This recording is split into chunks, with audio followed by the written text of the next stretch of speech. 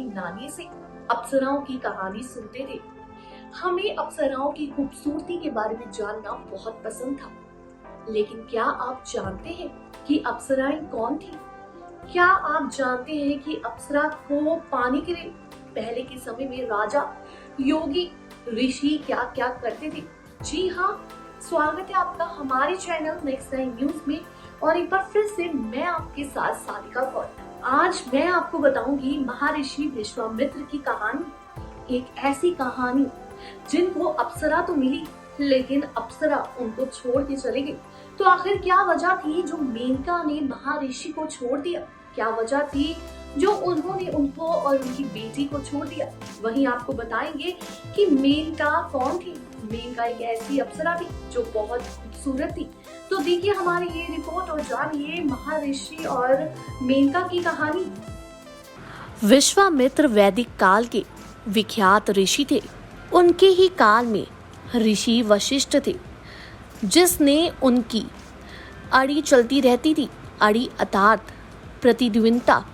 विश्वामित्र के जीवन में प्रसंगों में मेनका और त्रिशंकु का प्रसंग भी बड़ा महत्वपूर्ण है। प्रजापति के पुत्र कुश, कुश के पुत्र कुशनाभ और कुशनाभ के पुत्र राजा गाधी थे। विश्वामित्र जी उन्हीं गाधी के पुत्र थे। ऋषि होने के पूर्व विश्वामित्र राजा थे और ऋषि वशिष्ठ से कामधेनु गाय को हड़पने के लिए उन्होंने युद्ध किया था, लेकिन वो हार गए। इस हार ने ही उन्हें घोर तपस्या के लिए प्रेरित किया। विश्वामित्र ने अपनी तपस्या के बल पर त्रिशंकु को सशरीर स्वर्ग भेज दिया था। इस तरह ऋषि विश्वामित्र के असंख्यक किस्से हैं। विश्वामित्र की तपस्या और मेनका द्वारा उनकी तपस्या भंग करने की कथा जगत प्रसिद्ध है। माना जाता है कि हरिद्वार में आज जहां शांति कुंज है, उसी स्थान पर विश्वामित्र ने घोर तपस्या करके इंद्र से रुष्ट होकर एक अलग ही स्वर्गलोक की रचना कर दी थी। विश्वामित्र ने इस देश को ऋचा बनाने की विद्या दी और गायत्री मंत्र की भी रचना की, जो भारत के हृदय में और जिह्वा में हजारों सालों से आज तक अनवरत निवास कर रहा है। वहीं राम और लक्ष्मण के गुरु महर्षि विश्वामित्र का आश्रम बिहार में स्थित था। इस स्थान को गंगा सरयू संगम के निकट बताया गया है। विश्वामित्र के आश्रम को सिद्धाश्रम भी कहा जाता है। बता दें, अप्सरा देवलोक में रहने वाली अनुपम, अति सुंदर, अनेक कलाओं में दक्ष, तेजस्वी और अलौकिक दिव्य स्त्री है। वेद और पुराणों में उल्लेख मिलता है कि देवी, परी, अप्सरा, यक्षिणी, इंद्राणी और पिशाचिनी आदि कई प्रकार की स्त्रियां हुआ करती थी। उनमें अप्सराओं को सबसे सुंदर और जादुई शक्ति से संपन्न माना जाता था। मेनका स्वर्ग की सबसे सुंदर अप्सरा थी। महान तपस्वी ऋषि विश्वामित्र ने नए स्वर्ग के निर्माण के लिए जब तपस्या शुरू की, तो उनके तप से देवराज इंद्र ने घबराकर उनकी तपस्या भंग करने के लिए मेनका को भेजा था। वहीं मेनका ने अपने रूप और सौंदर्य से तपस्या में लीन विश्वामित्र का तप भंग कर दिया। विश्वामित्र सब कुछ छोड़कर मेनका के ही प्रेम में डूब गए। उन्होंने मेनका के साथ सहवास किया। ऋषि विश्वामित्र का तप अब टूट चुका था, लेकिन फिर भी मेनका वापस इंद्रलोक नहीं लौटी, क्योंकि ऐसा करने पर ऋषि फिर से तपस्या शुरू कर सकते थे। ऐसे में मेनका से विश्वामित्र ने विवाह कर लिया और मेनका से विश्वामित्र को एक सुंदर कन्या प्राप्त हुई, जिसका नाम शकुंतला रखा गया।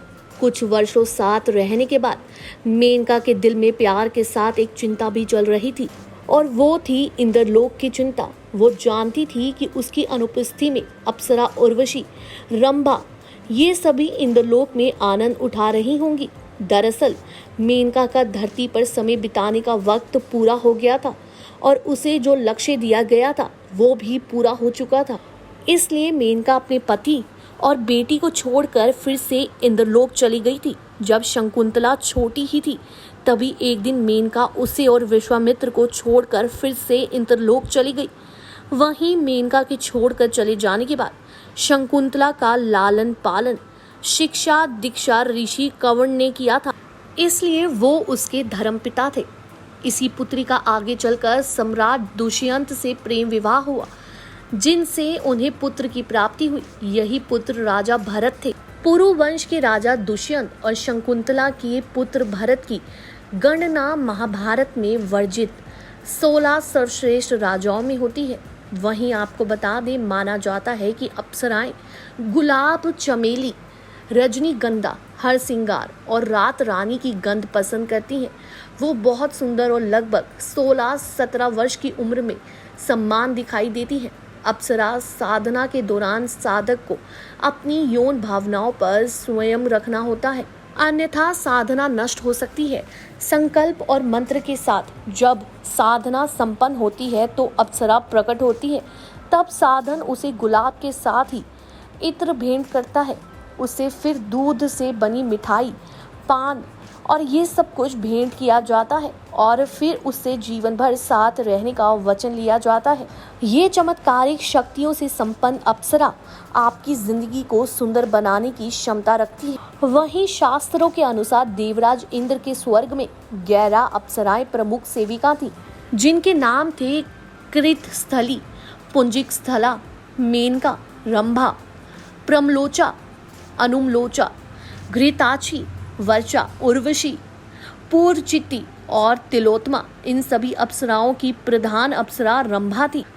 वहीं कहा जाता था कि देवराज इंद्र के स्वर्ग में कम से कम 108 से लेकर 1008 तक की अप्सराएं बताई गई थी और पहले के समय में ऋषियों को और दानवों को उलझाने के लिए इन अप्सराओं का सहारा लिया जाता था। ये अप्सराएं बहुत ही मेहनत करने के बाद किसी को प्राप्त होती थी, लेकिन इनकी खूबसूरती देखने को नहीं बनती थी। जी हाँ, महर्षि विश्वामित्र, आपको बता दें, ये बहुत बड़े योगी थे। कहने को तो ये पहले राजा थे, लेकिन सिर्फ और सिर्फ एक अच्छी जिंदगी पाने के लिए उन्होंने इतना बड़ा निर्णय लिया, हमेशा तप करने का।